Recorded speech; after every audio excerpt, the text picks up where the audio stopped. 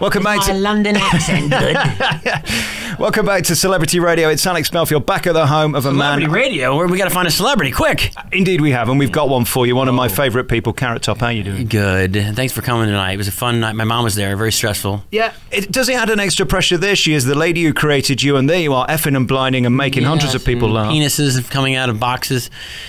So it makes it a little more interesting. But no, my mom is awesome. I mean, I honestly, I remember the first show that I ever performed at, and it was on New Year's Eve in Fort Myers, Florida, and she came to it, and I had literally 4 jokes, and I had to do like 45 minutes, and I remember my mom she was in the audience, and I was like, oh God, it was like I wasn't quite ready for this stage, you know. And then all of a sudden, people started shooting off bottles, you know, it's New Year's Eve, and they're party favors, and so it turned into this whole big party, and I didn't have to. There's really not a lot of pressure for me to perform. It was just a bunch of madness. So tonight, my first thing my mom said, she's like, "Oh my God, look where you've come from, that show." She remembered it before I even said it. She's like, "Remember the first time I saw you?" And I said, "Yeah." Wow. So it's cool. How often does she get to see the show? We only allow her to come no, she comes whenever she wants. She lives in town, so she mixes it up. She brought all of her friends tonight. Well, that's what's cool. I sat directly behind her, and there she was, guffawing as much as everybody else in the audience. I actually saw her do a head bob. I'm not even kidding you. I said, my mom just head bobbed, like, and I remember what joke it was. I'm like, that got her. Like, she just loved that joke. I did notice it was normally the muckier the joke, the more she laughed. Yeah, maybe. Well, you know, that's worrying. Create me. Well, that's me. The apple doesn't fall that far from the tree, does it? Hey, listen, I spoke to you this time last year, and you've still not got a proper job. You're here at the Luxor doing this show, which tonight was sold out, and probably one of the best audiences I've ever seen in Las Vegas. They were behind you from second one, weren't they? I gotta agree with you. Yeah, I came off, and the first thing I said to my people, I said that was the best show my mom has seen, probably. And she's seen a lot of shows, but it was a good flow. I had a good flow, and there was nothing really went wrong. As far as the audience knew, we had a few things that went wrong, but yeah, it worked out for the most part. Well, the great thing about your show is it could all go wrong, and we wouldn't know because you make it go right again. That's how I wrote it. That's exactly how I made it. So if I screw up, it's kind of part of the show. So it actually does work out that way. One of my favorite comics growing up was Johnny Carson, and when I watched him do his monologue, the funnier monologues were the ones where he had the jokes didn't work, and he would have that look over to the band, and I do that to my sound guy, which is funny because I always gesture it over to him like, you know, like this, like they do with the band. It's kind of a fun thing that I picked up from being a kid. But yeah, sometimes the whole show can't be that. You can have one joke that eats it, and you kind of go, okay, that was sucked, right?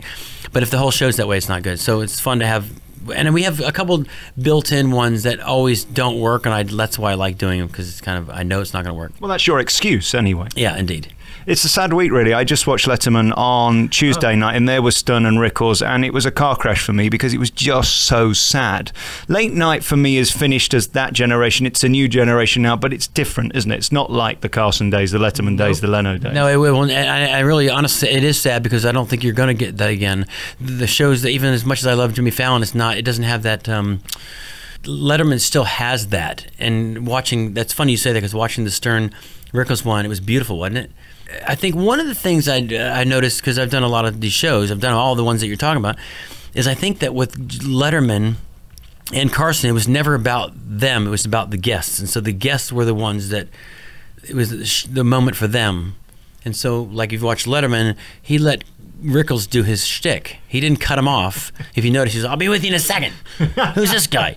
So, and then Letterman just sat back there and was like, "Okay, let him moment." And whereas some of the newer guys, it's all about them. So I think that's it's interesting, and it's sad because I think you can't teach that kind of comedy. And it's charisma as well. I mean, he owns that stage, and he's so in charge. I mean, even with someone like Stern who wouldn't shut up. That was great. Because when Stern started saying, Dave, yeah, he put him right back in his place. How intimidating is it when you're stood in the wings, whether it be at the Ed Sullivan Theatre or Leno's studio in LA, and they say, "And here he is, Carrot Top"? I mean, is there any more buttock-clenching moment than that? No, it's the strangest thing ever. And you never get used to it. That's the weird thing. You never, or at least I don't. I'd never ever ask anybody that. But I did, like, I don't know, I'm at 30 Jay Leno shows, and every time I did it, it was that moment. And I always have a bottle of water, and I'm always so dehydrated. And it's not nervous as it is, because I know the act. I know I'm not going to mess that up. It's just, I always think, oh, everyone's watching. Like you could think, it's not just like the audience. I always forget just the studio audience. There's like 200 people. But there's millions of people watching. So then you start going, oh, crap. Then you really start getting nervous because you're like, oh. So I try not to. I try to just zone it out and say, I'm going to do like the Luxor. I'm going on stage at the Luxor, and I'm going to have fun with it. And I started getting that way towards the end with Jay. When I go in with him, he was such a buddy to me that I didn't get all worked up. But the first Tonight Show was definitely, you're just sweaty palms and you're just dry mouth, and it's horrible. And I guess you don't want to let them down either, because when you've bombed on those shows and you see it from time to time, it must be so disheartening. Yeah. Thank God I never did. Did I bomb? No, I hope I didn't. But there's one or two that you do that you're like, that wasn't the hottest set that I've ever done. Well, that was Stern's worry. I heard him on his radio show the day before, and he said, "Listen, I've done so many great ones. I don't want the last one to be the worst." Yeah, is that what he said? Yeah, it's the pressure, isn't it? Because when you've done so well, that's going to be your legacy. It is. You're right, and you build that your legacy up to it's unfortunate to be that last moment, and it's so much pressure. Just like with the, thinking like an athlete, Shaun White, is his last jump on a snowboard. Right. He's had 100 gold medals, and the last one he wipes out, and you're like, God, wouldn't it be like Michael Jordan had that, he had the infamous. The last shot of his career was like from 100 yards away, and he threw it up, and he had his hand up, number one, and it went in. And you get chills just saying it, but you're like, that's how you end your career. Elway, remember, he won his second Super Bowl, he hit a hit and did a flip. You're just like, holy, not everybody has that moment. So, yeah, that's why tonight's my last show. I quit. No, you mustn't. And I'll tell you why. We spoke a year ago, and since then, I saw that Oprah thing you did. It's the same sort of league. When she walks into your home, the Oprah Winfrey, again, do you pinch yourself and think... You lock all your stuff up. You lock all your stuff up.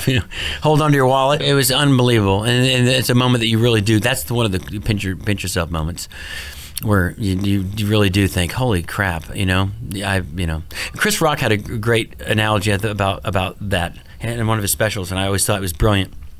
He said, so-and-so's rich. They're talking about rich people, and they're talking about wealthy. And he says, rich. Bill Gates is rich. Oprah is wealthy. Like, the whole thing about just being rich is one thing, but being wealthy. Right. There's more than just being money. But, at the end of the day, I'm sure it's not about money with her either. I think she enjoys probably doing what she does, and she's lucky to have the wealth that comes with it. But it's the difference between wondering which airline you're going to fly first class with and just having your own jet ready to go wherever you want. Exactly. Yes. There used to be a joke when it said Ted. I used to say, Ted, who the fuck is Ted? He's got his own jet. And it turned out it was United had a line called Ted. Who the fuck is Ted? That was your first. How come he has his own jet? What the fuck?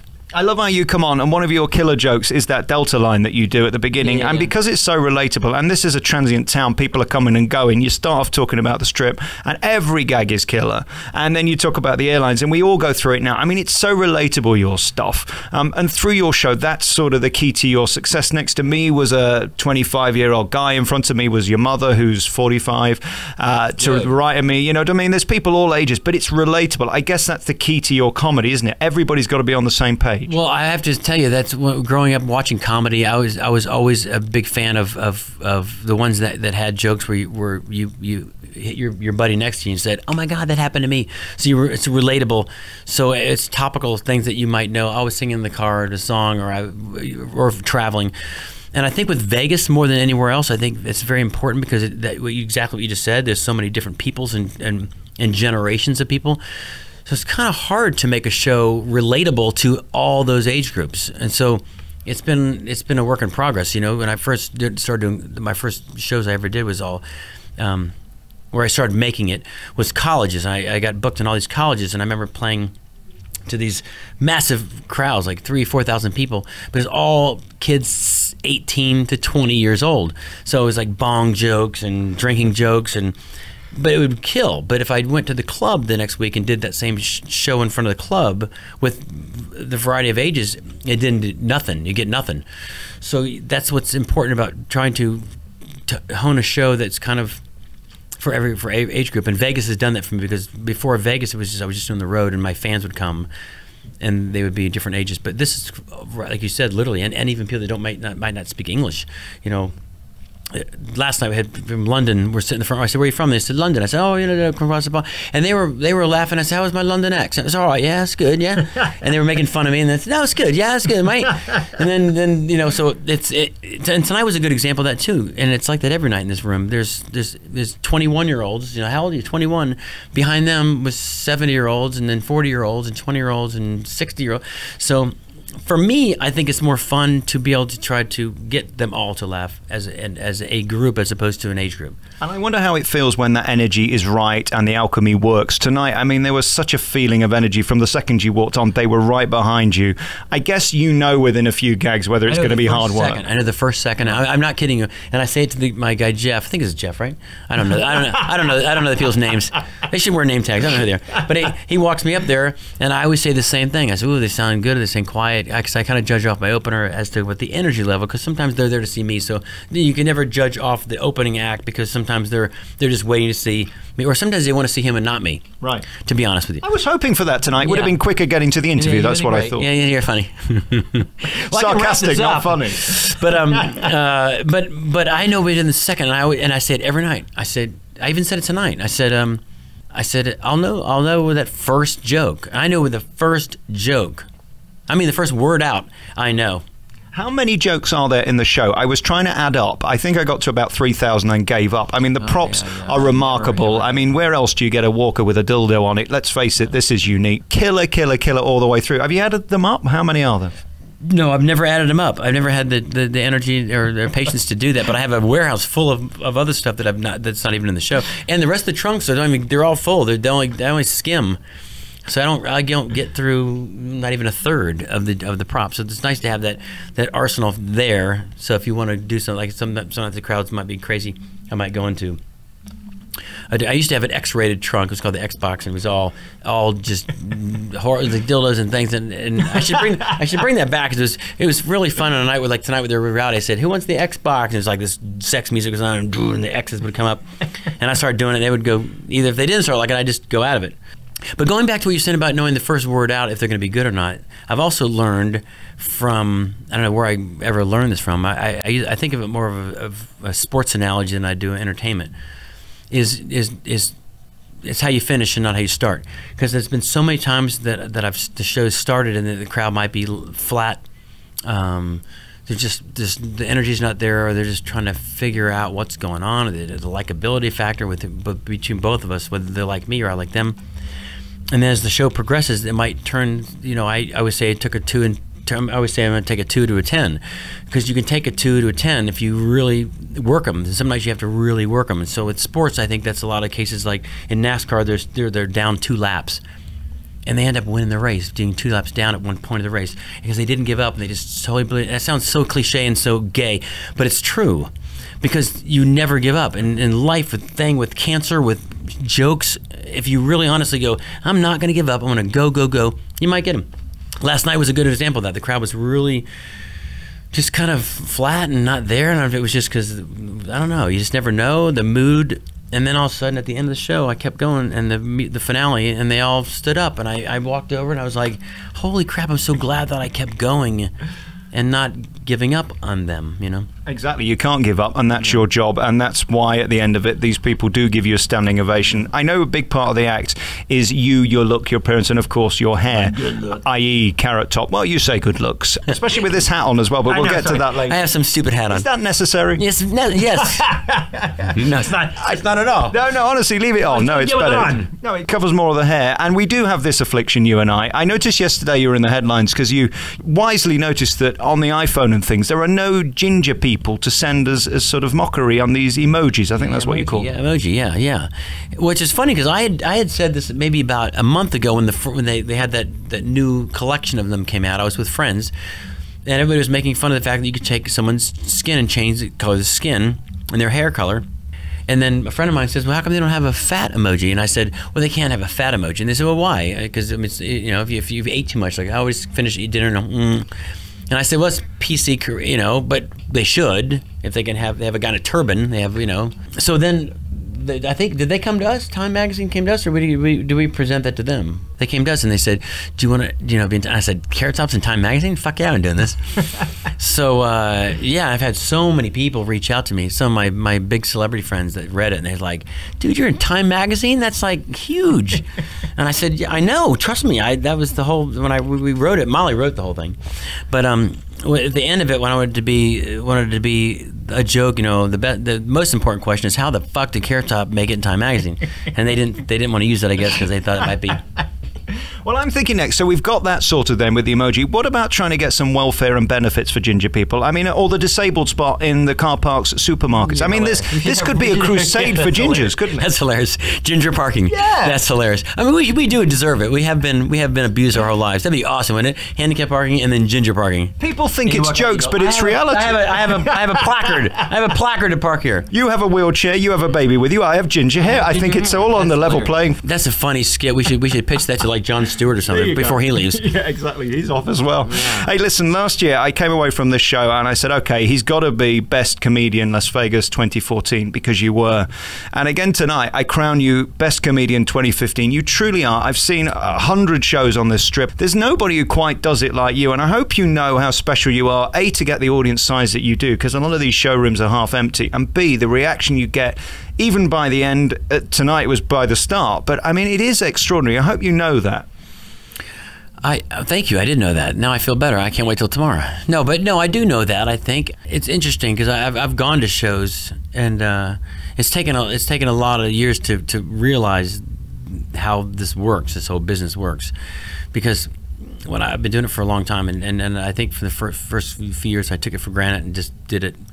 And then I went to shows. One of the best ones, well, most recent ones, I guess, was I went and saw Elton John, and he's like, like God to me. I went to the show and he's unbelievable. When he puts on the show, you just can't believe. You talk about a show, every song, the crowd stands after every song. So I went to the show and no one stood after, there was 4 songs in, and there was not one person that stood, because I've seen the show 1,000 times. And I remember thinking to myself, oh my God, I know he's up there thinking it's a shit fucking show. But he never showed it. He kept going to the next song, and he did, Piano Man, he did fucking Freville, be your freedom, and he got done. And he does this thing too, where it's really cute. He kind of gestures. He stands on top of the piano, and he goes, "Come on!" And no one stood. Me, I was standing. He kept looking at me. I was standing, going, and I remember looking around, going, "What the fuck?" I thought it was standing behind me. And then I noticed he said to the band, he said, "It's an all skate." And only I saw him say it, or heard him, but no one picked up on it. I think just people in Vegas saying, but I heard him say, "We're all skate." So after the show, I went and talked to his piano friend, who's a friend of mine, and I said, "That was a weird crowd." And he's like, "Did you think so?" And I said, "Yeah." He's like, "That's interesting you say that." And I said, "Why?" He says, "Because that was maybe the worst crowd we've had in a long time." I said, "But that's so weird. Why?" He said, "I don't know. It's Vegas." And I said, so we were going to this whole discussion. So then I said, did all skate mean to the band an inside joke saying it's an all skate, meaning? And he said, "Yeah, you heard that?" And I said, "Yeah." He said, "You're good." I'm like, "Well, I just heard him say it's an all skate, yeah." And it was kind of like they had so much fun after he said that, because the band was all they all had fun with themselves, and they entertained themselves to get through the show. So, and I saw that at Brooks and Dunn one time. He said it's like pushing rope, and so I started using that too. If we have a show one night, so I say all skate or pushing rope, or sometimes I'll just say, "Well, thanks for the quiet place to fucking practice." But I try not to do that too often, because then the crowd knows, and so it's better to say nothing and just let the joke be the inside with my crew and my and not the crowd, because there's been too many times I've done shows in this, especially in this room, where you just can't wait to go home and hang yourself, and you get done with the show and they're all fucking, that was the best show ever, and you're like, what? Yeah, so tell your face. Yeah, the old joke. You having a good time? We'll tell your face. But you don't know, so you just can't ever think that way anymore. So I don't ever do that anymore. I just go, and then at the end, then if it does suck, then I go, okay, we were right. They sucked, but oh well, we had fun. I'm having a glass of Crown. Hey, listen, thank you for your time. Congratulations on again having the best comedy show in Las Vegas by far. I'm telling you, such a talent. Carrot Top here at Luxor, Las Vegas. Find him by going to carrottop.com. Carrottop.com. Great. Thanks for your time. Yeah. Bye.